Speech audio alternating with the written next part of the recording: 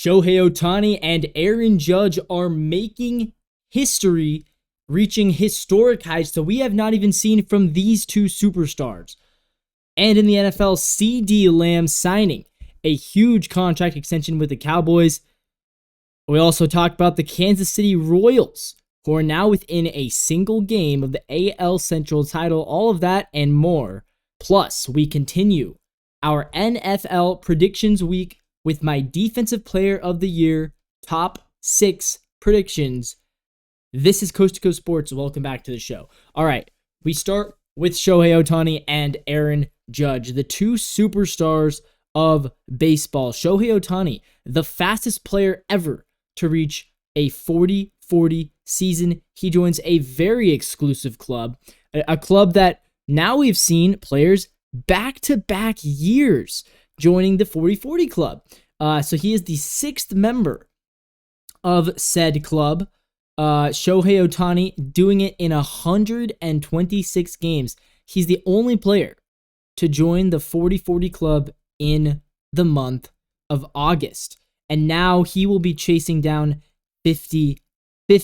So the 6 members, obviously, Jose Canseco was the first in 1988, 42 home runs and 40 stolen bases. Then Barry Bonds did it in 1996, 42 home runs, 40 stolen bases, okay? Then Alex Rodriguez, 1998, 42 home runs, 46 stolen bases. 2006, Alfonso Soriano, 46 home runs, 41 steals. Last year, Ronald Acuna Jr. becoming the first member of the 40-70 club with 41 home runs and 73 steals. And now Shohei Ohtani. It is very hard to be a member of the 40-40 club. I mean, even Ohtani, I didn't think Ohtani would ever have the speed to do it, but this year he's really leaned into being a base runner. He's always been a good base runner. He's normally steals about 20 bags a year. This year he said, screw it. I'm just gonna try to steal as many bases as I can. He has a real chance at 50-50, I think. And if he does, that would be absolutely historic. It would be legendary. I mean, he's on pace right now to win the MVP award as a full-time DH, and he also pitches. Like, he's gonna win his 3rd MVP. He's gonna win back-to-back years. He won for the AL last year. He's gonna win it for the NL this year. He is legitimately, I've never seen a player better than Shohei Ohtani in my life. And I've seen Mike Trout, and I think Shohei Ohtani is better than Mike Trout. I have seen Mookie Betts. I've seen Albert Pujols. I've seen Miguel Cabrera.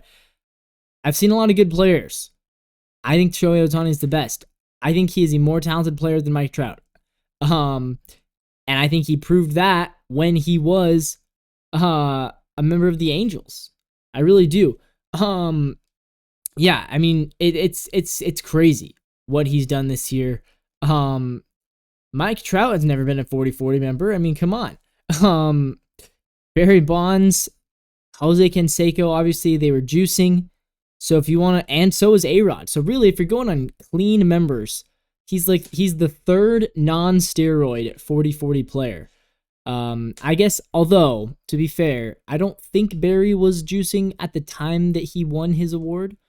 Or not his award, but at the time when he joined the 40-40 club, I think Barry might have still been clean, but I'm not sure.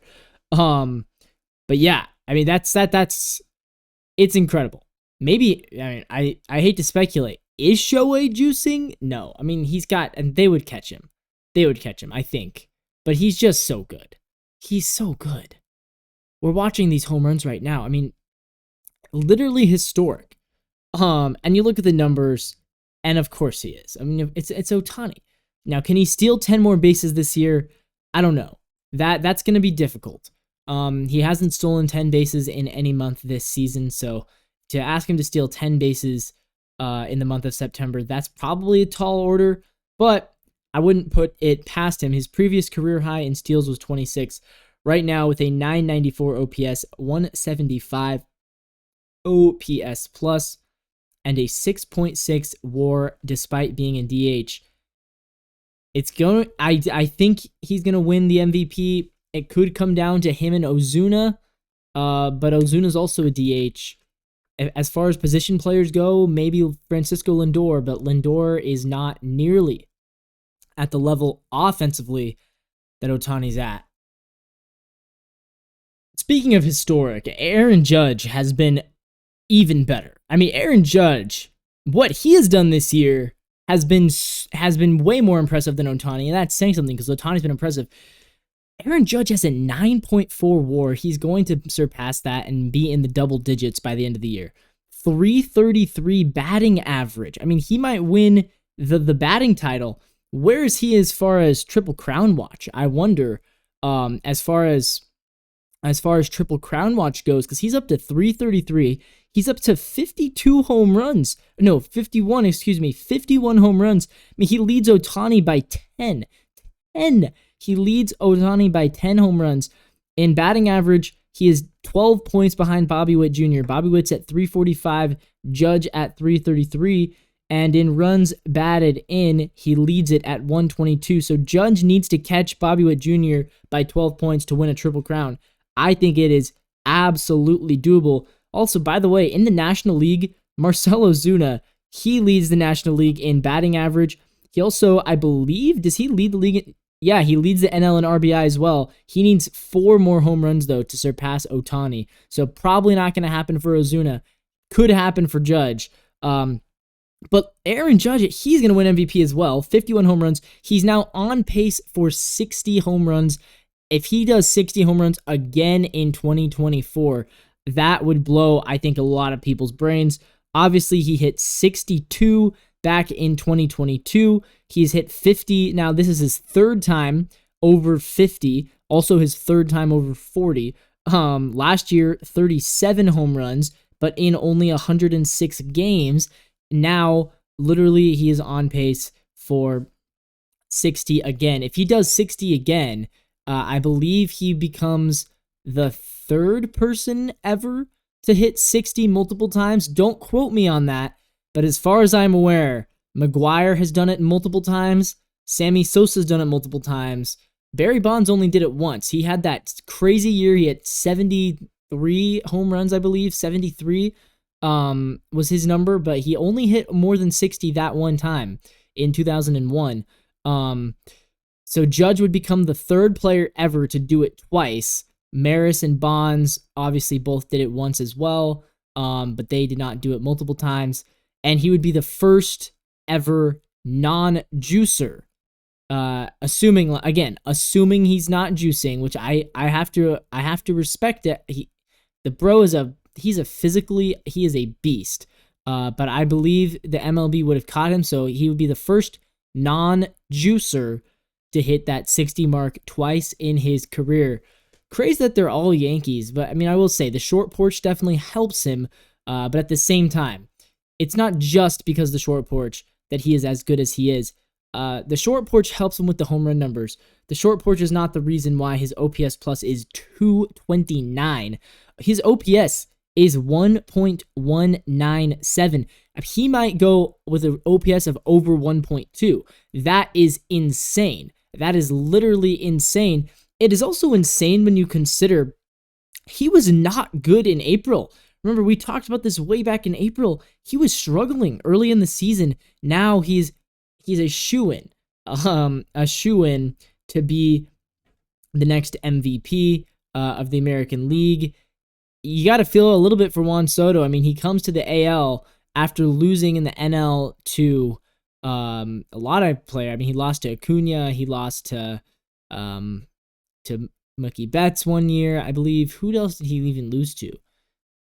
Soto, I feel like, has been like the runner-up in the MVP in the NL for the past 4 years.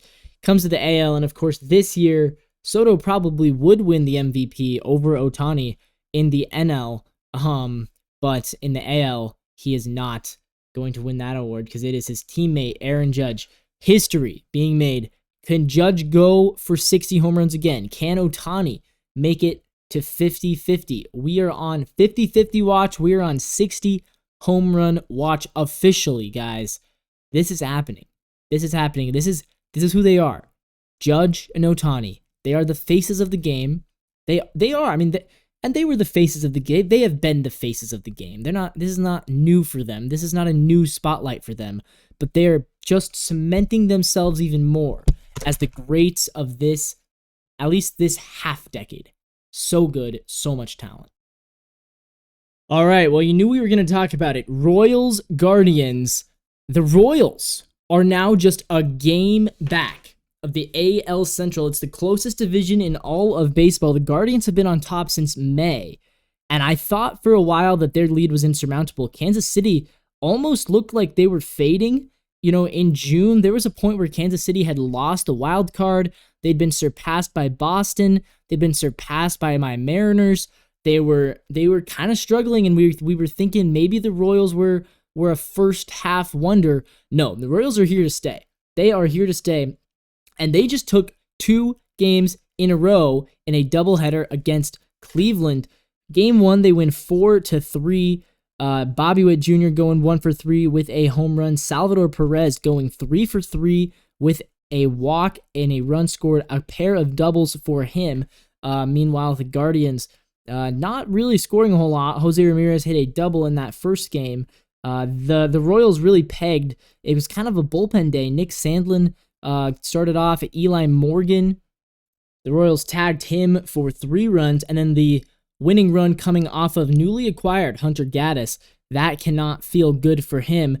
So Cleveland drops the first game of the doubleheader. Then game 2, Royals come out swinging again. All of a sudden, the Royals now 16 games above 500 at 74-58, courtesy of the big man. I have to say, Salvador Perez, his career continues to wow me, because I feel like every year people look at him and say, it's over for him. Salvador Perez, his career, he's washed. He's not good anymore. I mean, I've listened to YouTubers this year ranked him as like a bottom 10 catcher in the league, or as like a that's a bad play by Bobby Witt right there. Ranking Perez as a mid-tier DH. There's no way you can say this guy is bad. Every year, it's like people are just predicting his decline, but it never happens. But so after he went 3 for 3 in game 1 with 2 doubles, game 2, Salvador Perez goes 2 for 4 with a pair of home runs, 6 runs batted in, 1 walk, 2 more runs scored. How about that? So overall, in that doubleheader, Salvador Perez, not only did he go 5 for 7, but he went 5 for 7 with 2 doubles, 2 home runs, 6 runs batted in, 3 runs scored, and a pair of walks. He reached base 7 out of 9 times in those 2 games. His OPS now at 835. His batting average is 282. Yeah, I mean, how about that? How about that? He one of his home runs was a grand slam. Yeah, it's just Salvador Perez really carrying. And Bobby Witt Jr. also going with another hit. Michael Garcia going 3 for 4 in game 2 as well. Meanwhile, for the Guardians, Jose Ramirez with another. He went for 3 more doubles. So Jose Ramirez, 4 doubles in one day.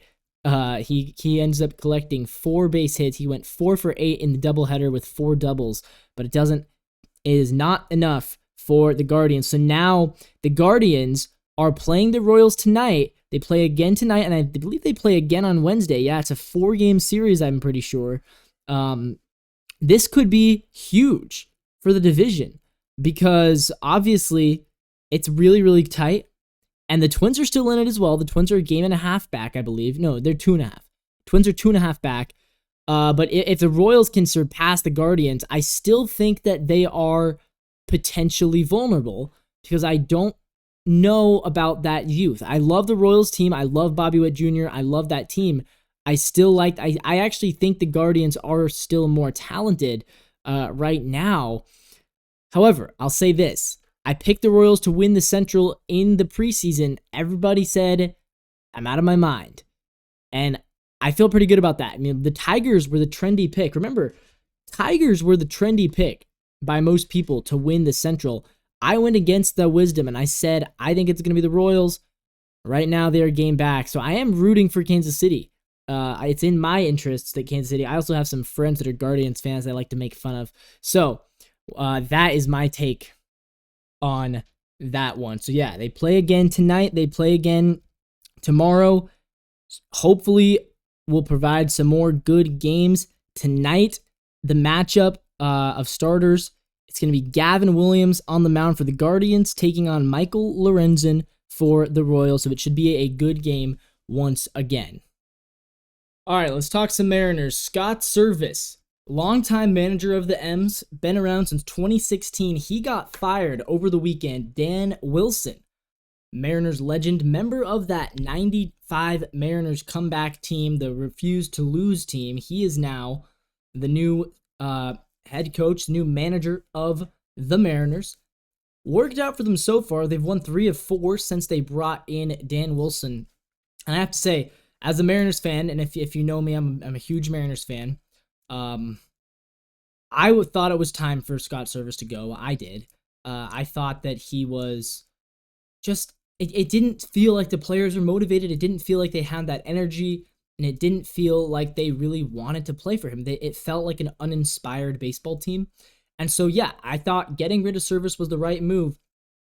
I have to say, it's interesting. They said Wilson is going to be the long-term guy going forward.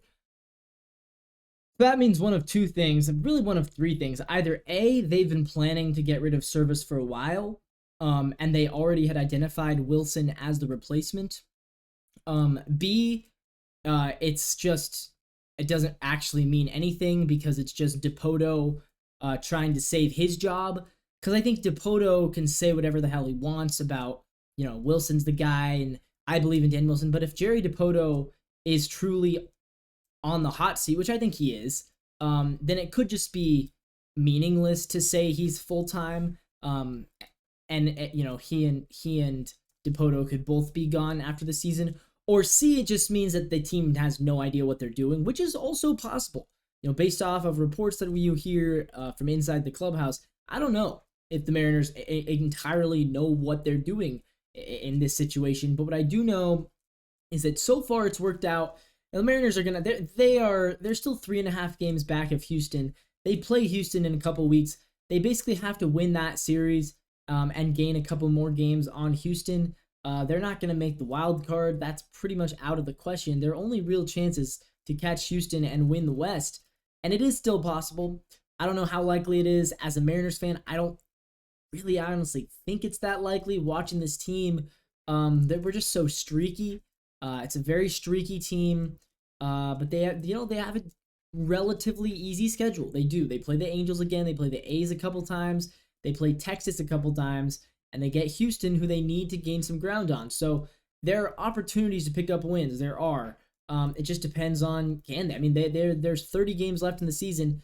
They pretty much probably are going to have to win 18 plus. So 18-12 is about the worst they can go, I think. If they finish up 18-12, they wind up, I think, 7 or 8 games above 500. 8 games above 500 normally doesn't make the playoffs. Maybe it does. Maybe it does in this AL West. Got a feel for Robbie Ray, by the way, on the mound for the Giants. He got hurt in Seattle. That's his first time pitching in Seattle since a year and a half ago in April of 2023, when Robbie Ray, his first game in Seattle of the season, went out for the year because of Tommy John, and then he gets hurt again in T-Mobile. I don't know what it is about T-Mobile and Robbie Ray. Something about that, though, really causes him to get hurt. But yeah, with the Mariners, I like the move. I thought they needed to make a change. I'm glad that they did. And I'm interested to see, can Dan Wilson win, 18 or 19 out of those last 30? Can he get them going hot at the right time? And particularly, even if you do go 18-12, 19-11 to finish the season, you have to win that series against Houston. I think that is an essential series. At least 2, a sweep would be humongous. But even a sweep, you're still behind. You're 3.5 behind. So even if you sweep Houston right now, that's not enough. The Mariners do not control their own destiny in this thing just yet. They need to get into that point, in my opinion. But let's talk about the White Sox. Chicago, hopefully, this is probably the last time I'm going to talk about the White Sox on this show. The White Sox have officially lost 100 games, on pace to be one of the worst teams. They're on pace to be the worst team in 108 years. 1916 was the last time that a team lost 100 games this early in the season. I say early. Yes, it's late in the season. 100 losses is a lot. They might not win 40 games this year. They just got to 30 this week. They just got swept by the Tigers, who aren't even all that good. Tigers kind of stat padding against the White Sox a little bit. But yeah, the White Sox are terrible. It's pretty sad to watch, honestly. It's tough because they have some good players, and they really should have sold on Luis Robert. They really should have sold on a lot of these guys before they did. Even I feel bad though. Garrett Crochet, he's a guy who's, he's playing his ass off. He's trying to win games, but the offense just cannot support him at all. It's just a bad team. Just a bad team. Really bad, historically bad. Really has helped out the rest of that Central, because the Tigers, Guardians, Twins, and Royals have all been really good this year compared to last year. Not that the Tigers have been great this year, but they've been a lot better than they were last year. And I think a big part of that is because they get to play the White Sox 12 times, and that's like 10 free wins right there. So, yeah, if you're a White Sox fan, I'm really sorry. I don't have a whole lot else to say, but it felt like the White Sox. Yeah, it's worth mentioning.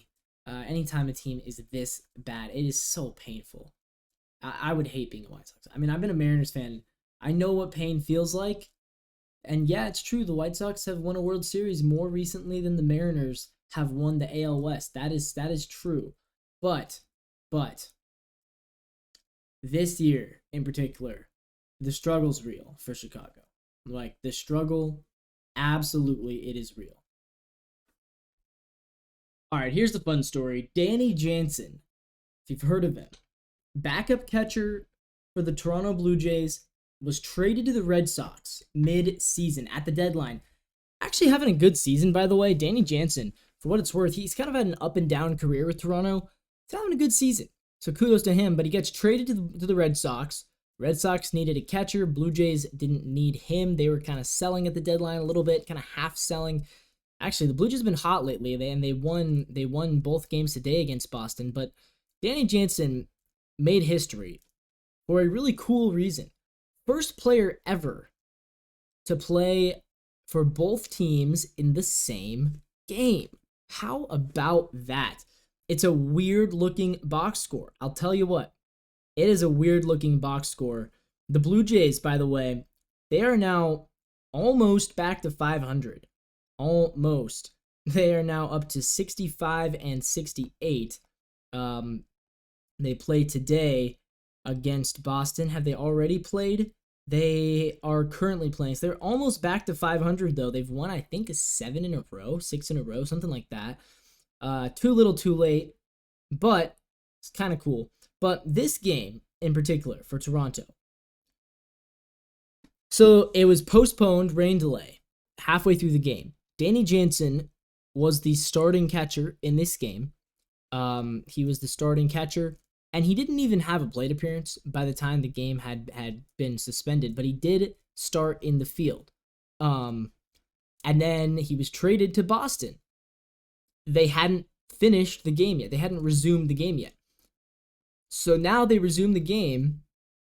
The Blue Jays obviously have to pinch hit for Danny Jansen. He can't go back out there and resume his place in the lineup. He was batting 7th. So the Blue Jays, they bring in Dalton Varsho, and he is now batting 7th and playing center field. And they kind of changed everything around, because then they had Brian Serven playing catcher, batting leadoff, and they moved. They took Bichette out of there because I think he's hurt maybe. And then they had Jimenez at shortstop for Kiermaier, who also isn't on the team anymore. So they changed a bunch of things around. But either way, Jansen no longer on the Blue Jays. He had started the game at catcher. He had caught the first inning, I think the first 2 innings maybe, and then it got delayed. Now he's a member of the Red Sox. And so the Red Sox are like, well, this is kind of cool.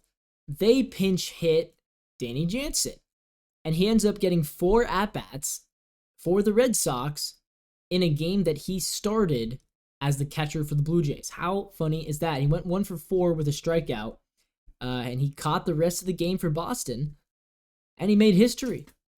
Now, the fact that this has never happened before is kind of strange. I would think that, like, in all of baseball's years, in 120-something years of organized Major League Baseball, you'd think that this has happened before. It hasn't. First guy ever. So there's never been a guy who's been traded to the same team at the deadline that there had been a rain delay. Like, that just feel like, really? Never? Or maybe there was, but they just never took advantage of the opportunity to let him play in both games. I don't know.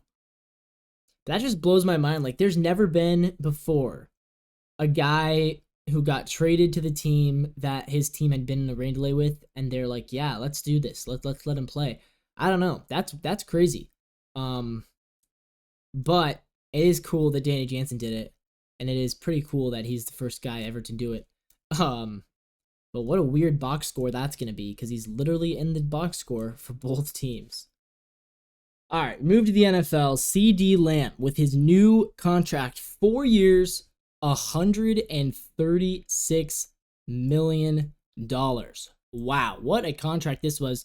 He'd been holding out, and he's now finally back with the team. I don't know if he'll be ready for week 1. I think that if he does play, he'll probably be limited, which against a tough defense like the Browns, that's who they play week 1. I don't know if I'll pick them to win that game. By the way, predictions coming up on Saturday. Big special Saturday night live stream. I'll be live streaming my NFL predictions on this channel Saturday night. But yeah, not sure if he'll be ready for that game. But Cee Dee Lamb, I mean, you see the highlights. He's a crazy good player. Really talented. I ranked him as the 4th best receiver in the NFL, behind Justin Jefferson, Jamar Chase, and Tyreek Hill. And now he gets the 2nd biggest contract for a wide receiver. Also the 2nd biggest contract ever for a non-quarterback. 4 years, $136 million. Off the top of my head, I believe that would come out to $34 a year, $34 million a year. So not bad at all, right? Not bad at all. The deal includes a $38 million signing bonus, the largest ever given to a wide receiver, and $100 million of that money is guaranteed. So yeah, Cee Dee Lamb gets paid, and he was gonna get paid. It was always a matter of time, I think. I think they waited a little bit too long, though, like I said, because it might take him a couple weeks to get ramped up now. That could hurt them early in the season. This would have been his 5th-year option. He would have been paid $18 million this year, and then he would have had to go through the franchise tag / free agency process. That's not the case anymore. The only wide receiver being paid more than him now is Justin Jefferson. So Jefferson's getting $35 million a year. Lamb is making about $33 million a year. AJ Brown making $32 million a year, and then Tyreek Hill at $30 million. So that is kind of the standard now for a good wide receiver. Amon-Ra St. Brown just got $30 million a year as well. So the standard for a star receiver is $30 million. Jamar Chase is still holding out for that contract. Jamar Chase wants the bag. And I think if you're Jamar Chase, do you ask to top that $35 million mark? Because Tyreek Hill, if Tyreek wanted it, he should be able to reset the market every year because he's just that good. I'm very interested to see where Jamar Chase is aiming for, because I think talent-wise, he's right up there with Cee Dee Lamb and Justin Jefferson. He had a kind of a down year, though, last year, so I don't know if he's going to bank on himself this year, but he could be in for a big payday. I do think Jamar will top $30 million, though, either way. Previously, the biggest wide receiver contract the Cowboys ever gave out was Amari Cooper, who got that 5-year, $100 million deal. And then they traded him to the Browns. Cee Dee Lamb. He will be fined, though. He will be fined $3 million for missing the training camp and for missing the preseason. That doesn't matter to him, though. You know, he just got paid $134 million. I think $3 million of that was going to be okay. So Cee Dee Lamb, welcome back to the Dallas Cowboys. Speaking of big signings, The Chiefs making some more winning moves today. Kind of underrated, but I like these moves a lot. First, they bring in Juju Smith-Schuster. They bring him back. And look, Juju's not a star player anymore. I mean, he was not good last year with New England. Just a 1 touchdown, 260 yards. But with Kansas City, he wasn't bad. He almost went for 1,000 yards in Kansas City. The second most yards in his career, actually.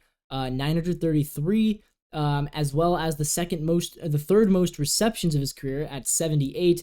It was a 12 yards per reception was his average. Did only catch 3 touchdown passes, but still, he was not bad in 2022 with the Chiefs. He won a Super Bowl ring with Kansas City, and now he's back, reunited with Patrick Mahomes. If I'm thinking about it, obviously, I think Rashee Rice is their number 1. I think Xavier Worthy is probably their number 2. Smith-Schuster's in the mix as like the 3rd or 4th option there. They have other guys too. Justin Watson's out there. J.J. McKissick, I believe. Jerick McKinnon. Something like that. He's out there. Pacheco likes to catch passes. Of course, Kelsey at tight end. Noah Gray. And then they've also got a plethora of other guys. I mean, the Chiefs have a lot of options at receiver. McCole Hardman's still around. I think Kadarius Toney is still around. So they have guys they can throw the ball to. But bring back Juju. I like the move. I do like the move. I think that he will be helpful addition as a 3rd or 4th option for Mahomes. And that's really what they need. They just need a little bit more depth at the position. They don't have a true star wideout. Kelsey's a tight end. He's a star, but they don't have a true star wideout. I think Rashee Rice and or Xavier Worthy will become star wideouts. But look, it's never bad to bring back a veteran presence in the wide receiver room like Juju. I think he's matured a lot since the Pittsburgh days. So yeah, I don't mind this at all for them. I think it's a winning move. The other winning move they made, and this one is probably even more of a winning move, they extended today Creed Humphrey. Creed Humphrey, their center, great choice. It's a 4-year, $72 million contract. $50 million of that is guaranteed. One of the highest paid centers now in the NFL. In fact, he is. He's the highest paid center in the NFL history, and he deserves it. He has been such a good presence on that O-line. The Chiefs' O-line doesn't get a whole lot of credit because everyone wants to talk about Mahomes and Kelsey and Tyreek Hill and the defense, Chris Jones. Yeah, everyone wants to talk about that. Everyone wants to talk about Andy Reid.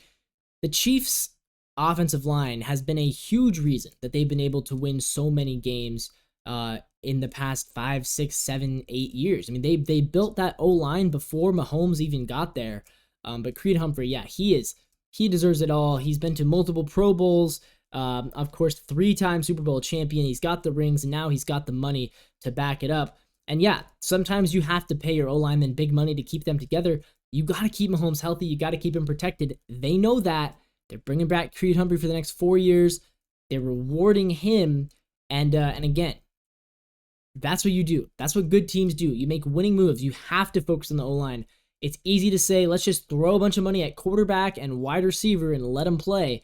And sure, that can be fun, but you need the big boys on the O-line to protect them. That's what Creed Humphrey does better than anybody else as a center.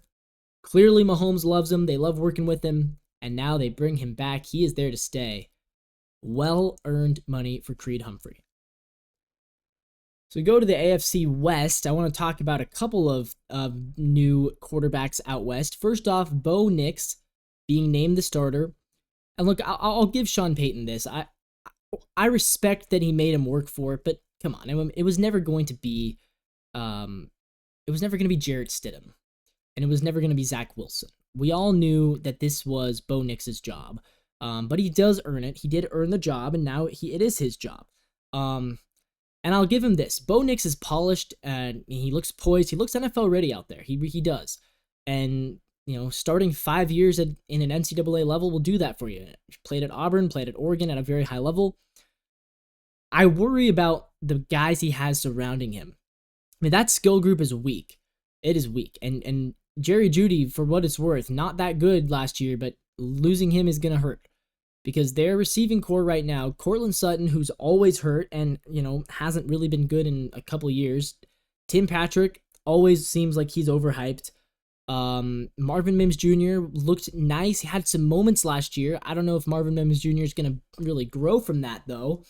And then, like, Josh Reynolds had some decent moments in Detroit, but again, none of these guys are number one receivers, and other than Cortland Sutton, none of them are really number two receivers. The running back room is very empty. It's three backups, right? Javonte Williams, Jaleel McLaughlin, and Samaj P. Ryan. None of them are starting caliber running backs. And then the tight end room. I mean, it's Greg Dulcich and Adam Troutman. So his skill group is very weak. His O-line gave up a lot of sacks to Russell Wilson last year. I know they tried to get better at the O-line this year. We'll have to see if that works. I don't know if it will. But yeah, there's some serious concern with him. So I'm not sure if he'll win a lot this year, but I do think he looks ready. He looks nice. But my concern for him is just the team around him. Also being named a starter, Gardner Minshew. Now the starting quarterback for the Las Vegas Raiders. He beats out Aiden O'Connell for the role. He was in the Pro Bowl last year. Again, I don't expect a whole lot from Gardner Minshew. I think the Raiders and the Broncos are probably going to be battling it out for third place in that division. Last year, the Raiders were a second place roster, but I just don't trust Minshew at quarterback. I mean, look, yes, this is the best receiver he's ever had, Devontae Adams. But other than that, it's tough because I don't trust their coach. I haven't seen enough of Antonio Pierce. I don't trust their defense at all. I love Max Crosby. Other than him, the defense has been very weak for a very long time. It's just tough for me to see the Raiders going anywhere, but I do love Gardner Minshew. I love me some Minshew mania. With the stash, I'm from Wazoo, so I understand the appeal, but I think he's more of a character than he is a legitimate starting quarterback. So the Raiders, Broncos, yeah, neither of these teams are coming close to Mahomes. New faces out west, but I think this year it will be the same results that we have seen for the past decade. All right, so Tyreek Hill says he wants to race Noah Lyles. Noah Lyles has not accepted. Noah Lyles has been talking some smack. Tyreek who? And I honestly, look, I'll say this about Noah Lyles. I don't love the whole look at me, I'm the best showboat type personality. At the same time, he's kind of earned it. Like, he backed it up. He won that Olympic gold medal. And Tyreek Hill wants him to wager his gold medal in a race. It's kind of, it's a dumb story. Why am I even talking about it? But it is interesting, and I think they're two very high profile athletes.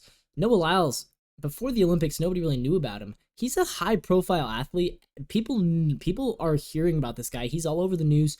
But in this instance, I would side with Noah Lyles. I think Tyreek Hill, I think he would be close. Tyreek's obviously very fast. But Tyreek, there's a reason why he's not an Olympic track runner. It takes another level of energy to be an Olympic track runner. Now, I would say maybe a 40-meter dash could be really interesting because Tyreek's great at that 40 meters. I don't think Tyreek Hill's winning a 100-meter race against Noah Lyles. I just don't think that's happening. Now, a 40-yard, I would be interested. I'm all here for it. Get Noah Lyles down at the Combine next year or at the Pro Bowl. Get him at the Pro Bowl Skills Challenge. How about that? Let's spice up the Pro Bowl a little bit. Pro Bowl Skills Challenge 2025, Noah Lyles versus Tyreek Hill, 40-yard dash. I'd be interested to see that. I think that'd be closer. I think if you're talking, because also remember, Noah Lyles, his weakness is the start, and I think Tyreek Hill, I think his strength would be the start because he's just so explosive when he's running his routes. So I think a 40-yard would be super close, and I'd be interested. 100 meters, though, I don't think Tyreek Hill would win. So I actually support Noah Lyles talking smack. Weirdly enough, it'd be fun. It'd be a fun little primetime thing to do, or put it in a package on Monday Night Football or something. I don't know, but probably not going to happen. If it does happen, though, I'll be all here for it. All right, we got to get this show wrapped up. Let's finish this off with as we continue our NFL Week of Predictions. Yesterday, we did our Offensive Rookie of the Year. Today, my Defensive Player of the Year predictions. Top 6 candidates. Number 6, Micah Parsons. I know it feels low to have Micah Parsons at 6. I had to throw him in there. I do love Micah Parsons. I don't think he's ready to be the defensive player of the year yet. And I think he's a little bit overrated. Maybe that's because he plays for the Cowboys. Maybe that's because he was so good for the Cowboys and because their defense was so good for the Cowboys. But I don't think at 25 years old, I don't think he's ready to take that step and be the best defensive player in the NFL just yet. Now, he was great last year, don't get me wrong. He was great last year. Started all 17 games, 1 forced fumble, 2 pass defended, 14 sacks, a career high, 64 combined tackles, 36 solo tackles, 18 tackles for loss, and a career high 33 QB hits. He was really good, and I expect him to be really good. He gets a lot of pressure off the edge. He's like a kind of a flex between a linebacker and a defensive end, which is obviously, with you have a guy who can kind of do both, it's really impressive. It's really good. He's definitely the leader of that Cowboys defense. I don't think he's as good as these next 5 guys. Number 5, I'm going with Max Crosby of the Raiders. Max Crosby kind of always goes under the radar, and part of that is because he plays for the Raiders. 27 years old, though. He's in the prime of his career, and he is good. The dude is a freaking stud. 17 games last year. Here's his numbers. 2 forced fumbles, 2 pass defended, 1 fumble recovery, 23 tackles for loss. He led the league. By the way, led the league in tackles for loss in 2022 as well with 22. 31 QB hits for the 3rd year in a row, going over 30. 2022, he had 36 QB hits. This year, 31. 90 combined tackles and 14.5 sacks. So he had more tackles for a loss than Micah Parsons. He had more sacks than Micah Parsons, more tackles than Micah Parsons, more fumbles recovered than Micah Parsons. The only thing Micah has on him is the QB hits. Micah had 2 more QB hits, but Max Crosby had 5 more the year prior. I think Max Crosby right now is still a better player than Micah Parsons is, just by a little bit, but I think he is. He changes the game when he is in for the Las Vegas Raiders, so he is my number 5. And at number 4, I have Chris Jones. Look, Chris Jones, the way that he affects the game for the Chiefs is unlike anybody else. He is so good. I think that other than Mahomes, I think he is their second best player. I've said that. I know people love to talk about Kelsey. People love to talk about, before he was gone, Tyreek Hill. I think Chris Jones is their second best player. I think that the way that he affects the game, he is the number 2 biggest reason why they have all these Super Bowls. He's so good, and he's good when it counts. Last season, 16 games started. You're noticing a trend here. 16 games started last season, 4 passes defended. He's an edge rusher. 4 passes defended. How about that? Didn't recover any fumbles last year. He did in each of the previous 2 seasons. 10.5 sacks, but he had 15.5 the year before. So I'm not really worried about that. The 3rd time he's been over 10 sacks, 30 combined tackles, 13 tackles for loss, 29 QB hits. He is so good. He's so devastatingly, it's just, he always gets you when it counts the most. He always gets you when the game's on the line. So he'll have these games where he doesn't do much for the first 3 quarters, and then all of a sudden in the 4th quarter, there he is. Chris Jones is number 4 for me. Coming in, though, at number 3. At number 3, I have Nick Bosa. Nick Bosa, he is such a menace to the opposing player, to the opposing quarterback specifically. And again, similar to what Chris Jones does, I think he is such a big reason why the 49ers have been going to Super Bowls, going to NFC Championship games ever since he was drafted. Since he was drafted, the 49ers have been the best team. He changed the trajectory of that team. I really truly believe that. 17 games last season, 4 passes defended, 2 forced fumbles, 1 fumble recovery, 10.5 sacks. He had 18.5 the year before. So last year was a down year, 10.5 sacks in a down year, 53 combined tackles, 16 tackles for loss, 35 QB hits. He had, in 2022, guys, 48 quarterback hits. That is absolutely insane. Nick Bosa, he is a beast. He gets to the quarterback like nobody else, except for maybe like this guy, number 2, Myles Garrett. He won the Defensive Player of the Year last year. He absolutely deserved it.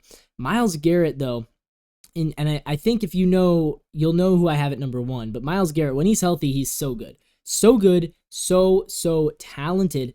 He might miss some time, though, this year. He might miss the first couple games we're hearing, potentially. Hopefully not.